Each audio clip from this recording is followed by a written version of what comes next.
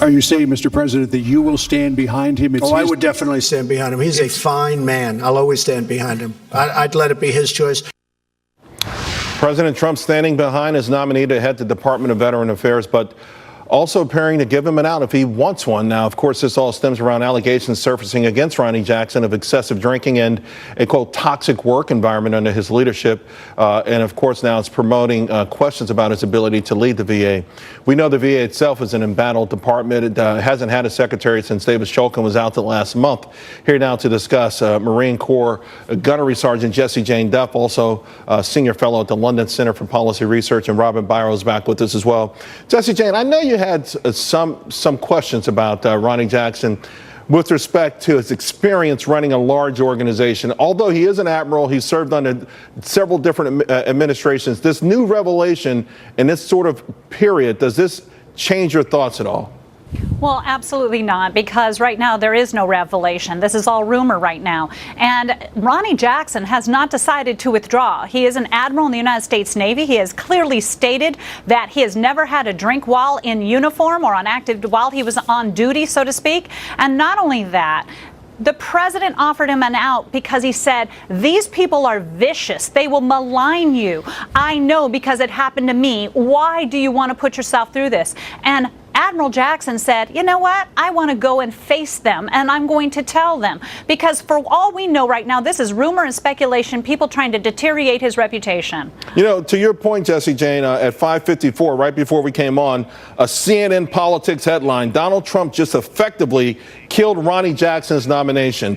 So again, we knew the media would seize on this, Robin, but as a vet yourself, and understanding how desperately the VA needs to be fixed. We know there have been some improvements, certainly not quick enough, though, and the horror stories continue. The VA definitely has some problems. We've made quite a bit of progress. But listen, I've got a little bit of compassion here he's a veteran himself. And veterans have a number of problems. And I wasn't actually surprised to hear that he might have a problem with drinking. So I'd like for that to be addressed. I think we do need answers. If he's going to be leading this organization, he certainly can't be drinking on the job as alleged. Well, if he said he's never drank on a job or was drink while in uniform, do you take him at his word? Well, he's been the doctor for the president. So has he been drinking while serving in that capacity?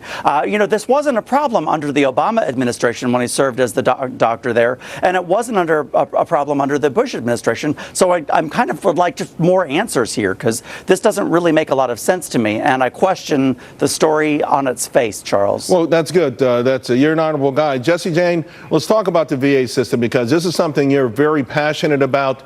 The idea that we brought in the private sector and it didn't work.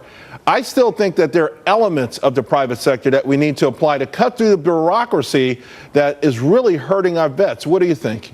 Well, what we definitely need is the opportunity for veterans who are waiting for treatment, that are waiting for things like cancer treatments, pending surgeries, that the VA cannot manage to see.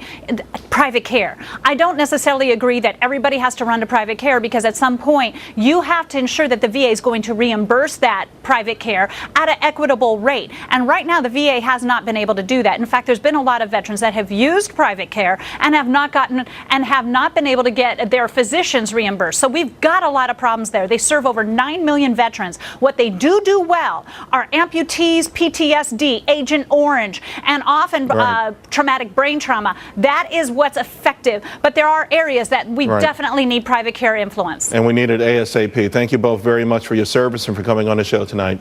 Thank you, Charles. Well, coming up, President Trump has some kind words for North Korea's dictator, but he remains tough when it comes to complete denuclearization. We'll be right back.